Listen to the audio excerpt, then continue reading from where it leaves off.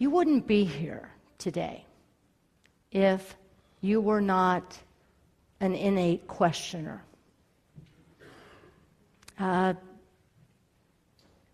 People who are more of followers tend to not be comfortable in a unity church because unity encourages questioning.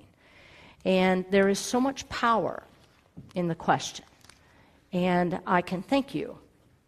I'm sure I speak, and maybe I don't want to speak for you. Do you have a microphone, Tom? Or actually, we're going to keep you quiet? Are we going to keep him quiet? It's really not. That possible. was an It's accidental really slip. Adam usually mutes me anyway. Oh, does unity believe in miracles? Ooh, ooh, Wow. That's going to leave a mark. oh my goodness, we're going to have a second service on this We one. have to have a lightning round. Knee. Yeah. So Sandy and I, we were doing our mic checkup here this morning, and we were like, oh, what should we, well, Tom was missing in action. So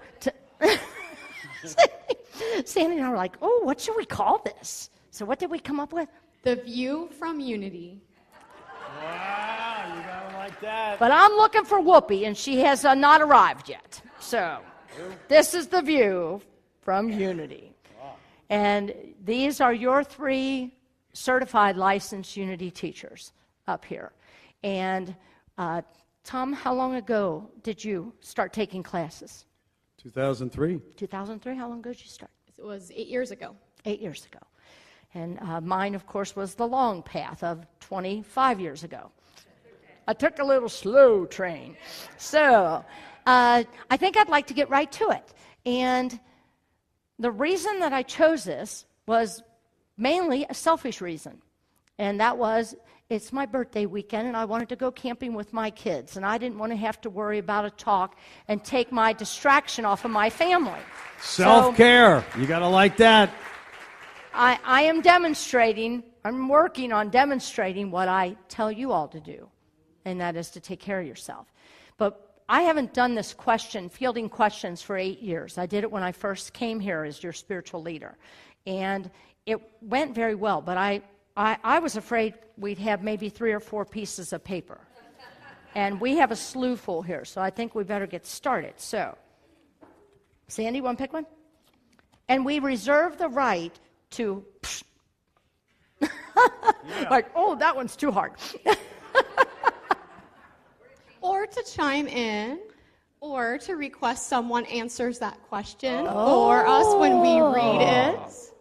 Oh, man. Because I think I would love to hear Kathy's answer to this question. Oh, my God. Right? Oh, Yeah. you'll get, I can even. chime in, but I like this. How do I explain unity to my 93-year-old Methodist mother?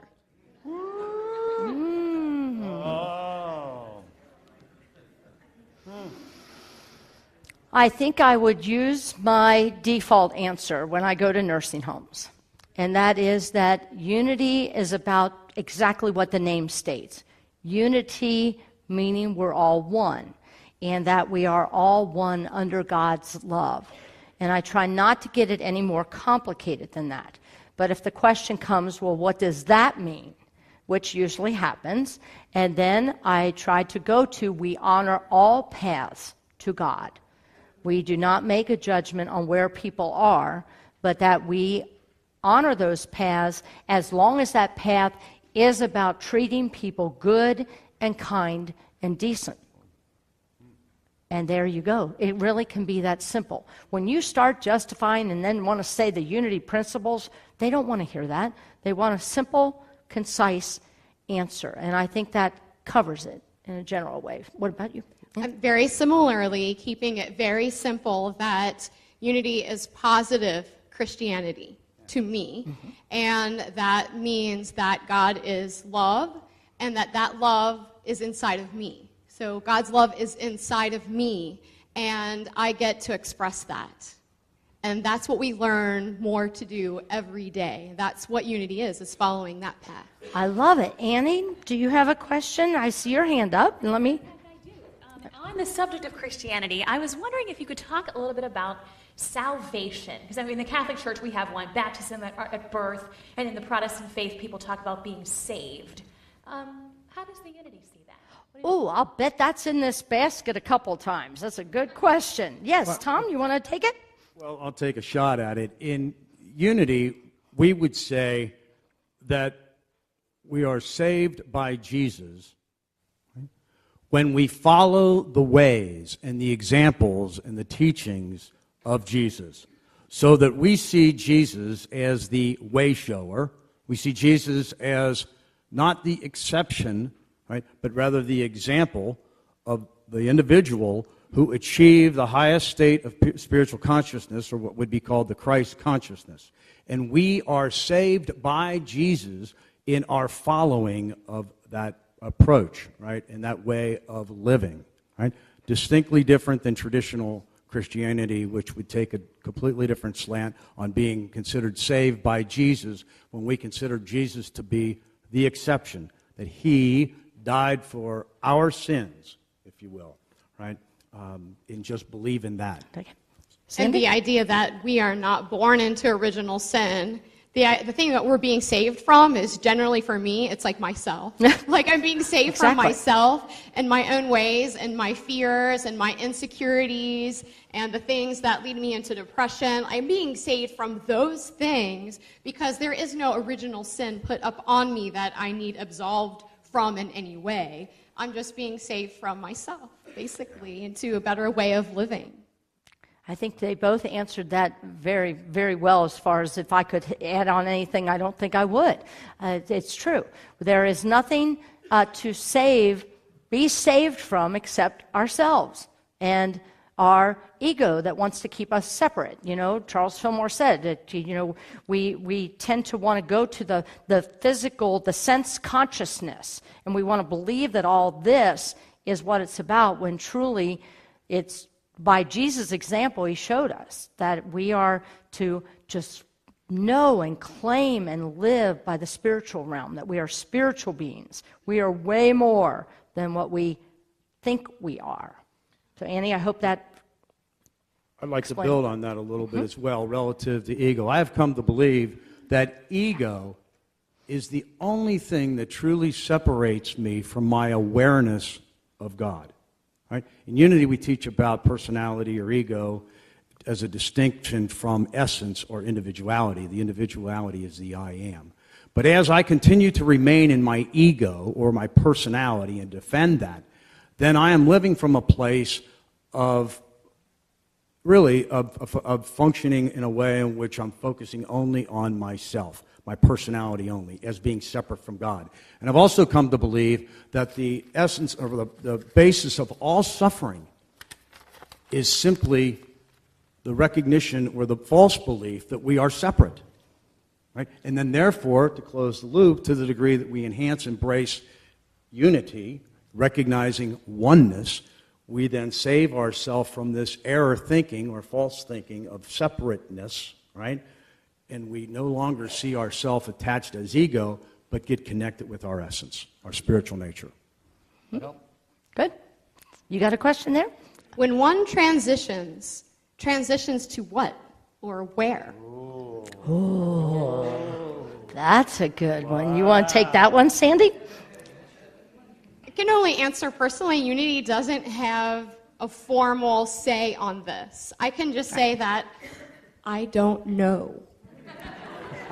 Bingo. What I do know is that if we are all one, and this is all one, and it is all God, that there is some fabric, some matrices, that when I or my loved ones transition, that they are still a part of that. I am still a part of that with them, that I am never separated. It's something that is too abstract for me to know and to be able to talk about, but it's something that I feel in my heart. I feel my stepdaughter transitioned a little over 2 years ago. I still speak with her, and I feel even closer to her now than when she was ever alive, ever. And I just know, there's something in me that just knows, I know that that is real. And I think right now what I'm going to do is I'm going to go to the next question, unless there's something burning or a different opinion, because I want you to really realize we don't all three think alike, okay?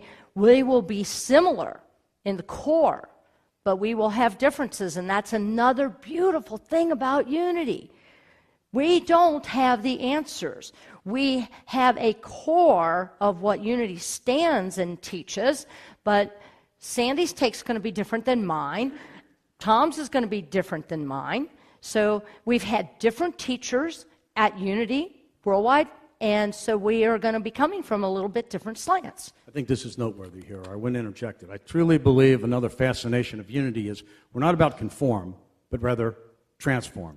So Charles Fillmore, co-founder of Unity, had contended that he reserves the right at any time to change his mind, right, and invites that for all of us. So as we come together, we have an opportunity to question our answers, right? And as we evolve spiritually, we continue to grow in a higher awareness, and it gives a better, different connection of God. Sorry, we have a lot of blank pieces of paper in here. And by the way, again, to Sandy's point, Unity is not, I just echoed, does not have an official stance on reincarnation. But Right. for those of you who do, it's good to see you again. What? What? What do you mean? Oh, yeah. What? Tuesday. You're not here tomorrow, but you're here Tuesday, and I know exactly what time. Say a prayer for me. How has unity changed your life? Wow. I am no longer who I was 27 years ago. 27 years ago, I was filled with guilt. I was full of shame. I was extremely codependent. If you banged into me walking down a hallway and you banged into me, I said, I'm sorry. I said, I'm sorry for everything, because I'm sure I did something wrong. I also believed, I'll put it this way. I didn't believe that there was this Santa Claus God, but I didn't know any different. So that was all I had to go on, was that there was a God up there that I had to pray to and beseech to. And Unity taught me that there is nothing I have to do. Nothing I have to do to deserve God's love. That God loved me no matter what. And whatever that God meant to me, and at that point, I was in a 12-step group, Al-Anon, and so I was calling it God, but I refer to it as higher power a lot. So I became free. I really became free. That's how it's changed my life. I am free. Wow, beautiful. Today's daily word. Yeah, Spot on. I'm telling you. Wow, we see that, yeah. Either one of you, or go to the next one, because Tom's always got it. I'll take a real quick shot at it. Let me try to be brief. All right, truly. First and foremost, without a doubt, it has raised and developed my faith, right? And my faith being in a wholly different concept of God than when I started with Unity. Secondly, it has allowed me to actively practice forgiveness work that before was a showstopper. Right? So that has released a freedom within me. I have been able to practice truly and live unconditional acceptance and unconditional love like never before. And finally, at least for the moment, I have exercised spiritual surrender, right? To allow to give up my attachment to my own preconceived outcome and look for possibilities, knowing the absolute good of God to flow in and through me and with others. I'm going to take this question really quick because I can answer this really fast. When someone makes their transition, why don't Unity services in the church ever present the body in the casket? I have attended services with an urn, but never a casket. I will tell you that we have had caskets here, and we've had them out in the lobby. We've had them up front. It just so happens that you will find probably more with an urn because Unity doesn't have any attachment to that you cannot be cremated. So more and more people are choosing cremation, so it is not a unity belief or something that you need to prescribe to. It just so happens you just haven't attended one yet that's had a casket. Want to pick one? Oh, I got the same question. How has unity changed your life? Oh! I didn't answer that, so I will. There you go. Unity has allowed me to be me. I'm going to be that simple. Unity has allowed me to be myself. Wow. With no reservation. Awesome. And she keeps showing up more and more and more her. And that's the beauty of it. It's not, boom, I got it now. It's ever evolving. Yeah. What are some unique unity teachings compared to traditional Christianity? There's a few that come to mind. First and foremost, if I understand correctly, unity foundation is largely on the divinity within us, each and every one of us, the divinity within humankind. Right? That was Jesus' great discovery. Right? Second, I think we take a look at the 12 powers. Right? That is unique writings of Charles Fillmore, co-founder, that we have within us 12 powers and how we can activate those. Let me see. The Bible. Right? We look at the Bible not beyond just historical and allegory, how it relates in our experience, but we look at it metaphysically. Right? The stories. Each and every person and situation is within us. And we see the Bible as an evolution of humankind's consciousness. It truly is. Yep. Yeah. Mm-hmm. Good. Affirmative prayer is another one. Right? White stone ceremony. Oh, we could keep going. Burning bowl. Mm-hmm. We really could. But the metaphysical interpretation of the Bible, I don't think you will find anything other than your science of mind. Go ahead, and then if you can stand, and then I'll repeat it to you. Wow. Thank you. Yeah, absolutely. Yes, she said one presence. Powerful. Thank you very much. And I believe, to me, that's a signature, not just of unity, it's all new thought. So Right. we're under Thank that you. new thought umbrella that makes new thought, is the idea that there's one presence. So the only way I can really think of this right away is like Star Wars. You've got, the good and the bad, the dark and the light. In unity, that is all one force. There's not a good force and a bad force. There is the force. Wow. It is one. Great.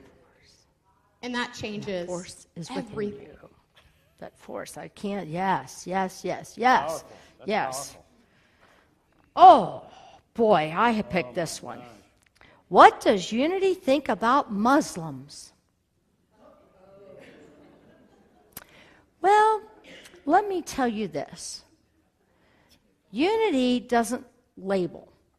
And that's what I love about unity. Let me use this example. I remember years ago, someone said, "We need more black people in this church." And they said, "Did you see we had a new person of color?" And I said, "Why are you making me see color? I didn't see it. No, I didn't see them." So I say the same thing when we do the Muslims, name it. I'm an interfaith minister. That is my ordination as of today. And so my ordination class was made up of many Muslims, many Buddhists, many Hindus, many Native American. I had Mormon. I even had a Catholic in there, priest. So my ordination really was, and I'll just tell you real quick, get to the chase. When I met my interfaith class for the first time, I knew I was home.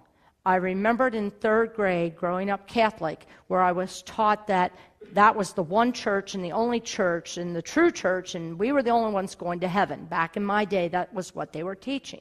And I stepped into this interfaith class, and I knew I was home because I remember in third grade the priest saying that, and me as a little girl, like, but you didn't say anything in third grade, or you'd really get in trouble. But I remember, it was just like that. I was 40-something years old, and I remember that I'm home. And then I come here, and I remember saying the same thing when I walked in the doors. I'm home. So, what does Unity think about Muslims? We just look at the human person. That's all. We do not look at a label. And I try every Sunday to talk to you about quit labeling people on Facebook. And you do that through making a commentary. Okay, I'm off my soapbox. I see an on to that also. And we have a hand there. Or no. Was that a hand? No, that's not a hand. Okay. Whoa. He's got to be related to you. I just wanted to add on that, remember that unity was founded upon the things that unite all religions. And so there's truth in all religions. And I think what's cool about unity is unity would pick up the Quran and start reading it as another way to access truth. Absolutely. Because we would pick up their sacred text as our sacred text and see how that speaks to us as well. I want to try. We have 3 questions left, so I'm going to ask us each one to be laser. But, well, I'm taking it here, Tom, because you have a personal, if you can do it laser. But wow, it really, okay. It does, well, you do that over and over. Surrender to me. I really struggle with that one. So did I. Microphone. Pardon me. Thank you. I was just taken back by the question, to be honest with you. Please explain surrender to me. I really struggle with that one. I did too. I'll be laser quick on this, but I had a personal tragedy in my life where my one and only daughter, my American-born daughter, Karina, at 13 months, was abducted from the United States to Austria, taken by her mother. We were married at the time, and I'll spare you all the details. But I can't tell you, I felt like someone had reached inside my chest and ripped my heart out of my body. And I did everything I possibly humanly could do to be reunited with my daughter to no avail. Right? And it was absolutely impossible for me to rationally understand, beyond ethics, morality, law, and more, how this child could be denied the opportunity of being with both parents. And after so many years, after more than 10 years with Trina's assistance, I finally wound up having a spiritual surrender and just gave it up to God, believing that my will, my personal will, wasn't going to make this happen, and trusting and believing that there was a greater power, greater something to learn from all this. And I had a 3-hour spiritual surrender ceremony in my home with readings and affirmations and unity talks, burning bowls and all, including burning the warrant, the federal warrant for the mother's arrest. Anyway, as it turns out, it took a while, but after about 4 or 5 years later, my precious daughter, Karina, is now back here in the United States. She came back and she came and lived with me, but it was through, I think, the greater power of surrender was not that microcosm that I had in mind about our own reunification, but my development. I came to believe that this was an invitation for me to grow spiritually, and it has been profound. Sandy? Thank you, Tom. If I don't believe in Jesus as my Lord and Savior, am I still welcome to unity? Or where does unity stand if I don't identify as a Christian? You are welcome at unity, however you see this. And I will say I didn't identify as a Christian until 5 years ago, and I've been coming to this church for 20 years. Mm-hmm. And that was just kind of a personal choice. It was a label that I gave myself, and it really doesn't mean anything in unity. And I think we touched upon the Lord and Savior idea already, that there's really no sin to be saved from. We're just kind of saving us from ourselves. And so you are welcome. Welcome, welcome, welcome. No matter how you put the verbiage, you are so welcome here wherever you are. And the reason why unity calls itself Christian is because we see Jesus as a way shower. And it's after metaphysically interpreting the Bible. So it's not just like word for word out of the book exactly how it happened. It's reading it as a psychological text, a way to do life. And so that takes a little bit more, and I would say, if you want to know more about that, take the Bible course that Tom is teaching, and Mondays. He will help you see where that comes in. But yes, it doesn't matter. These words are just words. Unity, you come here. You're welcome. We have a final question, but I'm going to save that for just a minute. I want to thank you. Our time is close to ending, so thank you, Tom. Thank you, Sandy. This is who I get to work with, and this is who supports us in our adult education. You are well surrounded, and there are several of you on a licensed Unity teacher track. And we, as licensed Unity teachers, are here to support you to make sure that you get your classes that you need for credit so that you can get certified. And I just bless these two, and you're in good hands, all of you. So thank you.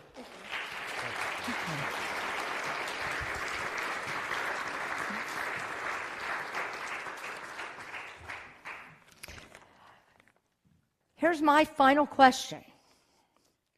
How is Unity funded? Isn't that a great final question? How is Unity funded? I thought I would not give that one to them. It is by what we're moving into next in the service. It's by you. We are not funded by a parent organization. As a matter of fact, we tithe to our parent organization. We are funded strictly by your love offerings. And everything. Any of you have homes, you know what it takes. Multiply it times 20, 30, 40, and that's what it takes to operate this place. You should see our gas and electric bills a month, and our water bills, and our just keeping the grounds beautiful, and paying salaries. Yeah, I don't come cheap.